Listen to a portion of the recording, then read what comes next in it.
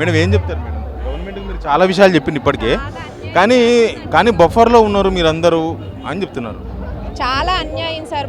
Buffer జోన్లో అనేటప్పుడు ముందు పర్మిషన్ ఎందుకు ఇవ్వాలండి? పర్మిషన్ ఇచ్చిన చేతనే కదా ఇల్లులు కట్టుకున్నాము. మళ్ళీ ఒక ప్రభుత్వం పర్మిషన్ ఇచ్చింది, ఒక ప్రభుత్వం కూలుస్తుందండి. అన్యాయం కదండి ఇది, మరి దారుణం. అసలు ఇలాగ చేయకూడదు. ఎంత అంటే మినిమం 6 months నిండండి రోడ్ల మీదే తిరుగుతాము. పిల్లలు అవ్వని, లేడీస్ అవ్వని, జెంట్స్ అవ్వని రాత్రి పగలు నిద్రలు ఉండట్లేదండి. ఏ క్షణం ఏ వెహికల్ వీధిలో నుంచి వచ్చినా భయంగా బతుకుతున్నాము అందరమును. ఏం చేస్తారనేసి కూడా అర్థం కావట్లేదు అసలు. ఇది మాత్రం కరెక్ట్ కాదండి. ప్లీజ్ కొంచెం మా గోడు అర్థం చేసుకోండి చాలు. చెయ్యండి, మూసి ప్రక్షాళన మంచిదే, చెయ్యొచ్చు కాదనలేదు.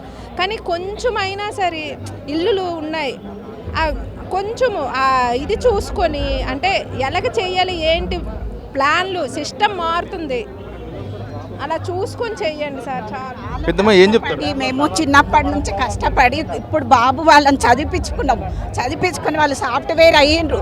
అవి లోన్ తీసుకొని కట్టుకున్నారు. ఆ లోన్లు కూడా దిగలేదు. 8 ఏళ్ళు అవుతుంది మేము ఇల్లు ఎదురుగా కట్టుకుని ఉన్నాము. ఇప్పుడు కులగొడతామంటే రాత్రి 12-1 గంటల వరకు కూడా నిద్రలు లేవు. అంత చూసుకుంటూ కూర్చుంటున్నాము. ఇంట్లో హెల్తులు బాగాలేని వాళ్ళు ఉన్నారు, పెద్ద ఏజ్ వాళ్ళు కూడా ఉన్నాము. ఎట్లా ఈ ప్రభుత్వం ఇట్లా చేస్తే మాకు ఎట్లా చెప్పు? నిన్న దాకా దవాఖానలు ఉండొచ్చింది పెద్ద మనిషి. ఆయనకి ఎట్లా, మాకెట్లా, మా పిల్లలు ఎట్లా తీర్పుకుంటారు? దవాఖానలలో కడతారా లేక లోన్లు కడతారా? ఇప్పుడు బయట వాడన్నా మేము గాంధీ విగ్రహం పెట్టాలంట కదా వాళ్ళు. గాంధీ విగ్రహం కట్ట మా విగ్రహం పెట్టండి.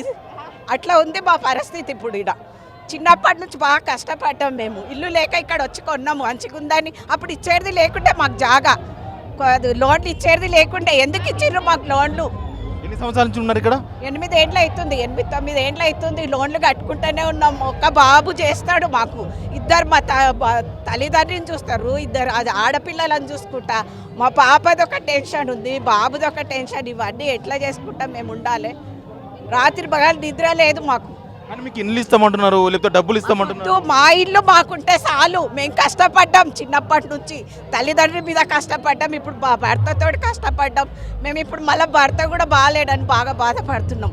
మాకు వద్దు, మాది మాకుంటే చాలు. మాకు కొంచెం దూరంలో ఉంటే చాలు. ఎందుకంటే హెల్తులు బాగుండే ఇప్పటికే ఇది అవుతుంటుంది. మురికిలో ఎన్ని రోజులు ఉంటారు మీరు?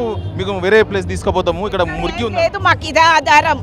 మా ఆయన ముందే కష్టపడ్డాడు, చాలా కష్టపడి చదివించినాం మా పిల్లలను. మేము మంచిగా చదివించి ఏదో బాగుపడ్డామని అనుకున్నాం, కానీ ఇట్లా అవుతుంది అనుకోలేము మేము.